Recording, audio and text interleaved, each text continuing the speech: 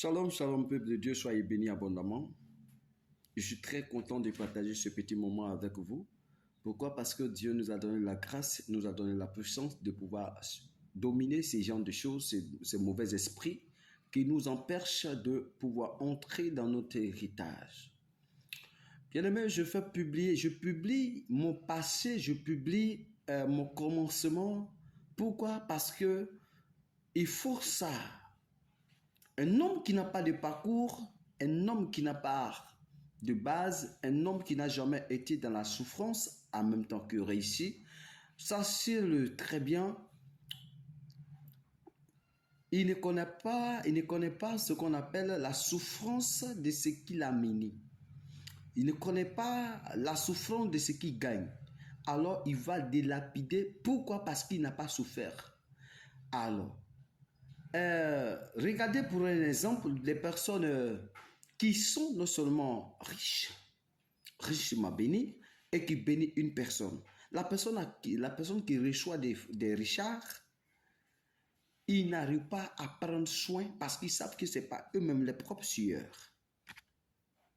Est-ce que vous comprenez? Alors, celui que Dieu a pris et qui a commencé son ministère, qui travaillait, que Dieu a enlevé et qui a commencé un travail avec Dieu et qui a mené la souffrance, qu'on torpillait, qu'on maltraitait, qu'on faisait tout. Et Dieu l'a traité. Aujourd'hui, Dieu le repositionne. Je garde mes passés. Pourquoi? Parce qu'il y a quelque chose qui va parler demain à ma faveur. Quand vous avez une personne, quand vous avez quelqu'un avec vous, vous devez chercher ce qui c'est que son passé. Vous devez savoir d'abord qu'est-ce qu'il fait, qui était-il, qu'est-ce qu'il a fait dans sa vie avant d'être là. Nous avons été réclamés, nous tous. Je vivais dans une famille où j'étais réclamé, où l'esprit nous réclamait, les esprits nous réclamaient, tout ce que nous faisions, et nous réclamaient. Tout ce que je faisais ne bougeait pas.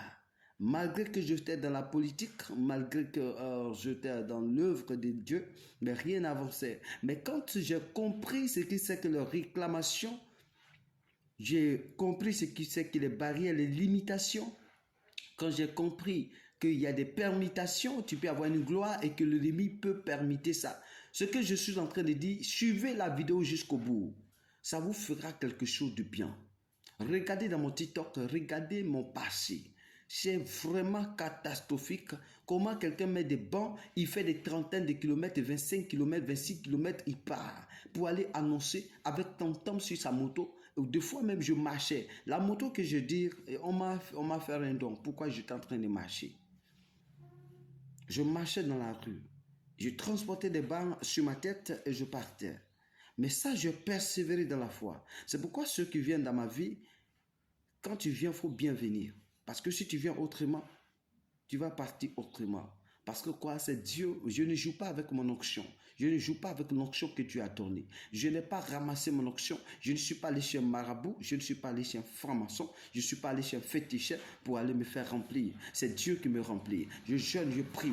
Je fais beaucoup de choses pour pouvoir avoir la grâce et la dimension dans l'Esprit de Dieu. Alors, je vais partager avec vous quelque chose. Nombre, le chapitre 22, verset 6. Je vais parler également de détruire les réclamations liées à la sorcellerie. Alors, Nombre 22, verset 6. Viens, je te prie, maudis-moi ce peuple car il est puissant que moi. Alors, peut-être ainsi pourrais-je le battre et je chasserai du pays. Car je sais que celui que tu bénis est béni et celui que tu maudis est maudit. Alléluia. Donc, il y a ce qu'on appelle les âmes que le sorcier ou la sorcière utilise pour maudire les enfants de Dieu. Alors, ces âmes sont appelées les âmes de la malédiction. Les âmes de la malédiction. Parfois, bien aimé, accompagnées de ce qu'on appelle des actions prophétiques. Des actions prophétiques pour détruire. Des actions prophétiques, mais qui sont démoniaques. Ça veut dire des choses, lorsque vous partez, vous donnez des moutons, vous donnez des cabris, vous donnez des poulets, vous donnez des choses dans le monde des ténèbres.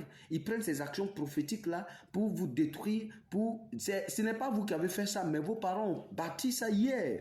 Ils ont adoré des pierres, ils ont adoré des camions, des cailloux, ils ont adoré des forêts sacrées, des bois sacrés, toutes ces choses-là pour vous empêcher d'entrer dans votre ciel. Alléluia. Donc l'objectif, bien-aimé, d'une malédiction, lorsqu'elle est libérée, bien-aimé, est d'affecter d'abord, la première des choses, négativement la dimension spirituelle d'une personne ou d'une famille. Alléluia. Donc, la dimension spirituelle d'une personne ou d'une famille, afin de nuire à la vie physique de cette personne. C'est pour cela que vous pouvez avoir ce qu'on appelle de la richesse, mais pas avoir comment gérer ton argent ou bâtir même une simple maison. Il peut avoir l'argent, mais il n'arrive pas à acheter un lot. Tu peux avoir ta maison, mais tu peux ne pas avoir le courage d'acheter un lot. Même pas un terrain, même pas quelque chose d'important. Mais tu délapides l'argent, tu sors avec des filles, tu sors avec des hommes. Tu sais, toi qui aides les hommes à se marier toi-même. Alors c'est une prison. Pourquoi? Parce que ton argent ne peut pas, ça a été dit que ton argent ne peut pas te servir pour faire du bien. C'est pourquoi quand les hommes, nous qui avons passé dans cette souffrance, qui commençons à relever la tête, quand on regarde ce cas, je dis que réellement je peux parler de ça. Pourquoi? Et je peux vaincre ça parce que si je suis capable de sortir de là, j'ai eu à bâtir des choses. Pourquoi? Parce que j'étais réclamé. Tu es non seulement, quand la famille est maudite, vous ne pouvez pas dépasser certains nombres de classes. Si Dieu t'a fait la grâce, tu as dépassé ces niveaux-là. Tu vas voir que tu n'arrives pas à non seulement travailler, ton travail va se bloquer. Quand tu es arrivé à dépasser ce nombre de classes-là, soit tu ne peux pas arriver à travailler, soit tu es marié, tu es riche, tu es marié, mais tu n'arrives pas à avoir enfant. Soit tu as des enfants, mais tu n'arrives pas à avoir un mari, chaque enfant a son père. Alléluia. Les malédictions sont des choses qui nous détruisent.